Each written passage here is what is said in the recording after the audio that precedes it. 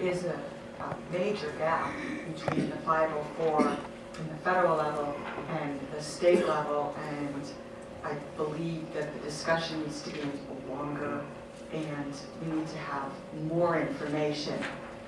It would be best for us if we could find out where the gap is and then come up with an idea of how to fill it and see if that's obtainable. Susan Yankee. So today, am I allowed to talk? Okay. I was proposing, I took the language and communication plan that they give to IEP students, and I was proposing to change the wording as new legislation, so it wouldn't be complicated with the Department of Education with what they have already set in place. It basically says, any child identified as deaf, hard of hearing, or deaf-blind shall include a language and communication plan developed by their 504 team at evaluation and re-evaluation for such child. And then I kept the rest of the language and communication plan where it talks about the primary mode or language of communication, the qualification of teachers and other professional personnel, because really, otherwise, a child that isn't receiving extra special education is at a disadvantage. And they're giving nothing. There's nobody at the table that has any knowledge for any of their needs at all. So a parent has no clue that their child needs to have preferential seating, or they need the morning announcements written for them, or a teacher needs to write on the board or repeat what a question is in class. So this is so very important, as I have learned going through the system, and it needs to be addressed, I believe, now.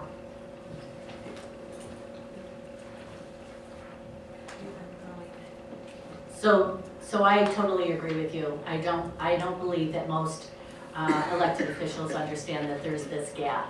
So my original suggestion about putting them together, I withdraw. I think that the 504 portion of it needs to be introduced as new legislation so that all of the kinks that we may not know around this table are worked out, and I believe that it needs to be introduced by itself so that it gets the attention of legislators and SDE to try and figure out where to go from here.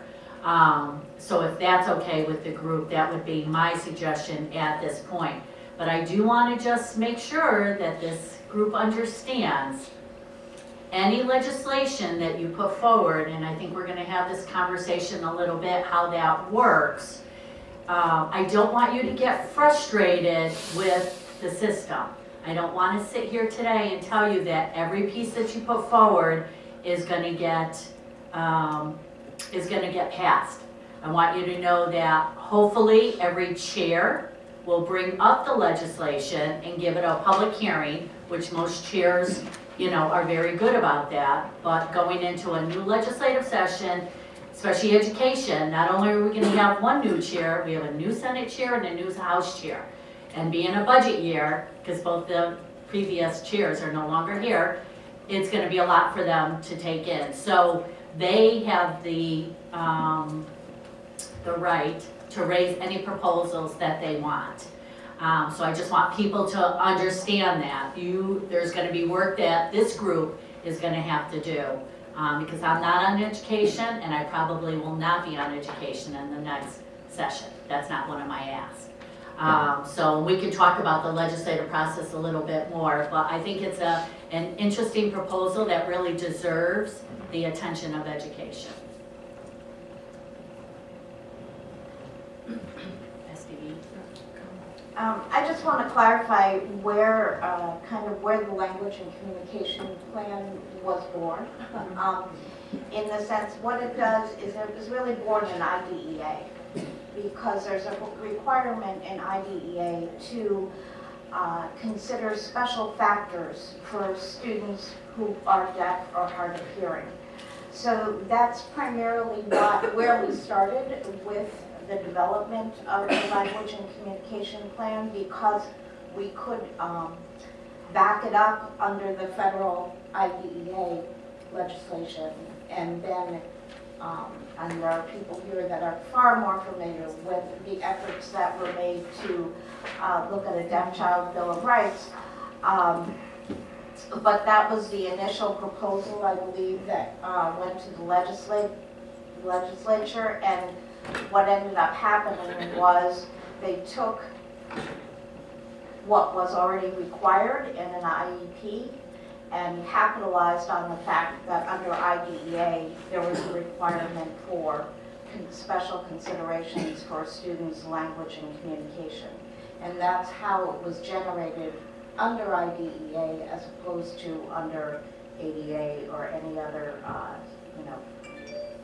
legislation through the Office of Civil Rights.